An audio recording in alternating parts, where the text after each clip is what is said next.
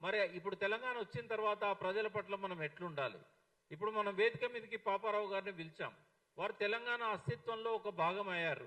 వారు ఇక్కడే ఉంటున్నారు, ఇక్కడ గాలి పీలుస్తున్నారు, ఇక్కడ నీళ్లు తాగుతున్నారు, ఇక్కడ మట్టిలో నుంచి వచ్చిన అన్నం తింటున్నారు. మరి ఇలాంటి వాళ్ళందరి విషయంలో అస్తిత్వం అనేది ఒక ప్రశ్నార్థకంగా మారకూడదు.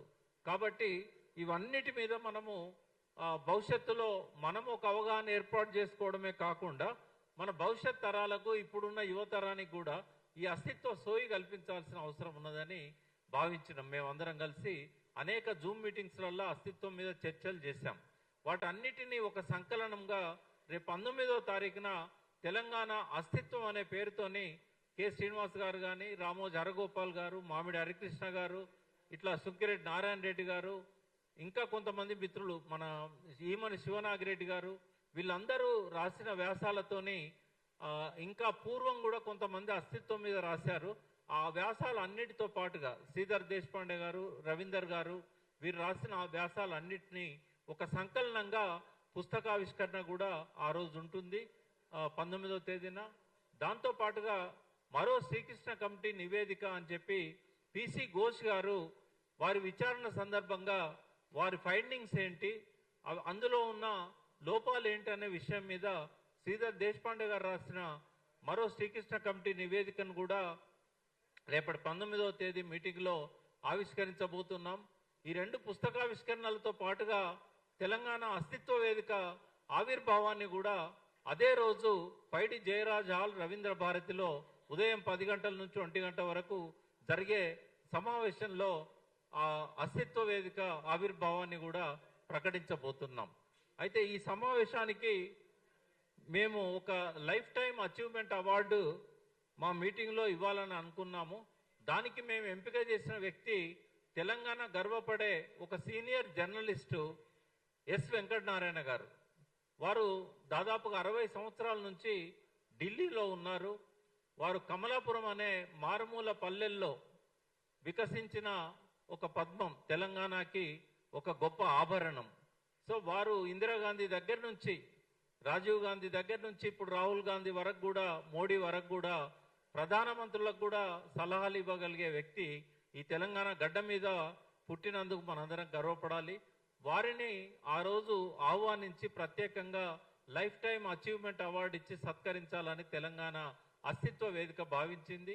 అదేవిధంగా చక్రపాణి గారు, మనందరూ తెలుసు, గంటా చక్రపాణి గారు ఎప్పుడు తెలంగాణ అస్తిత్వం మీద, తెలంగాణ సమకాలీన రాజకీయాల మీద విశ్లేషిస్తారు. గతంలో సక్సెస్ఫుల్గా పబ్లిక్ సర్వీస్ కమిషన్ చైర్మన్గా, మొట్టమొదటి తెలంగాణ పబ్లిక్ సర్వీస్ కమిషన్ చైర్మన్గా పనిచేసి విరమణ అనంతరం ఇప్పుడు మళ్ళీ ఓపెన్ యూనివర్సిటీలో వైస్ ఛాన్సలర్గా ఉన్నారు. వారి చేతుల మీదుగా ఈ సత్కారాన్ని వెంకటనారాయణ గారు పొందబోతున్నారు.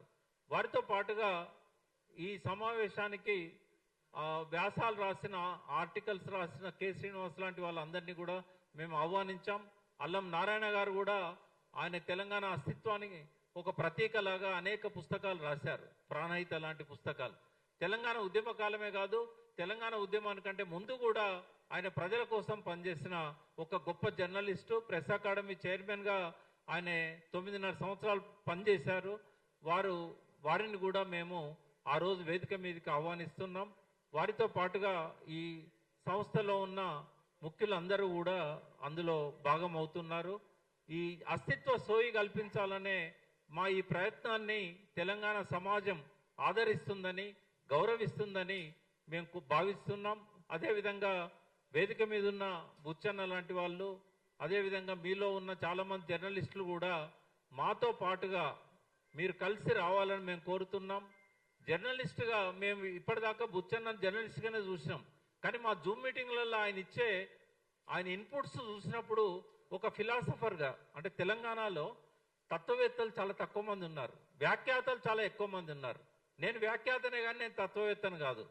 కానీ నేను యూనివర్సిటీలో డిస్టింక్షన్ తత్వశాస్త్రంలో, అంటే మనం చదివింది ఒకటి అవుతుంది, మనం చేసేది ఒకటి అవుతుంది. బుచ్చన్నను ఒక జర్నలిస్ట్గా చూసినాం, కానీ ఆయన లోపల ఒక గొప్ప తత్వవేత్త ఉన్నాడు.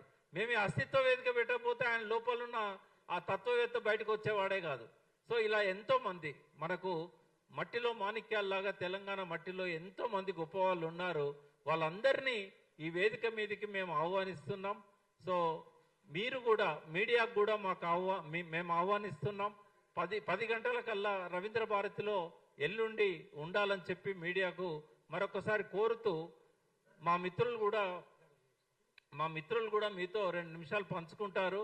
ముందుగా శ్రీధర్ దేశపాండే గారు అందరికీ చిరపరిచితులు. అస్తిత్వం గురించి ఎట్లా ప్రమాదం ఏర్పడ్డది, కేవలం తెలంగాణ తల్లి చేతుల్లో నుంచి బతుకమ్మ మాయమైనందుకే అస్తిత్వం కాదు. ఇవాళ జలవనరులు ఎట్లా తరలించుకుపోతున్నారు, మన నీళ్లు మనకు కావాలని గద్దర్ గలమెత్తాడు. మా నీళ్లు మాకే, మా భూములు మాకే, మా నిధులు మాకే అని చెప్పి గద్దర్ ఎక్కడున్నా కూడా ఆ నినాదం ఇచ్చేవాడు. కానీ ఇవాళ మా నీళ్లు మాకు కాకుండా పోతున్నాయి.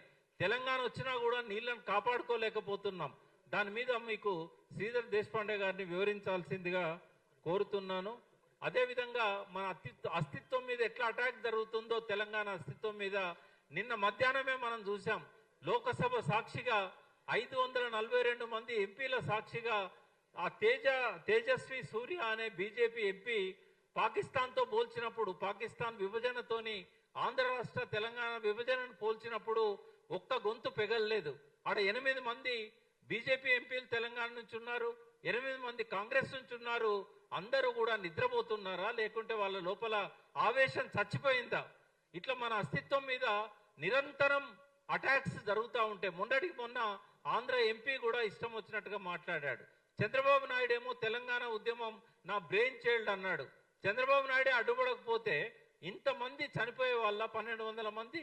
ఈ పాపాలన్నిటికీ బాధ్యత వహించాల్సిన చంద్రబాబు నాయుడు తెలంగాణ నా బ్రెయిన్ చైల్డ్ అంటే కూడా తెలంగాణ సమాజంలో స్పందన లేదు. మళ్ళొక్కసారి ఉద్యమ స్ఫూర్తిని చూపెట్టాల్సిన సమయం ఆసన్నమైంది. కాబట్టే మరొక్కసారి గతంలో ఉద్యమకారులుగా మా బాధ్యతను మేము గుర్తించాం. కాబట్టే ఇవాళ సీతారామరావు కానీ మేము కానీ అందరం ముందుకొస్తున్నాం. మీరు కూడా జర్నలిస్టులు తెలంగాణ ఉద్యమంలో గొప్ప పాత్ర నిర్వహించారు. 2001లో టీఆర్ఎస్ ఆవిర్భావమే కాదు,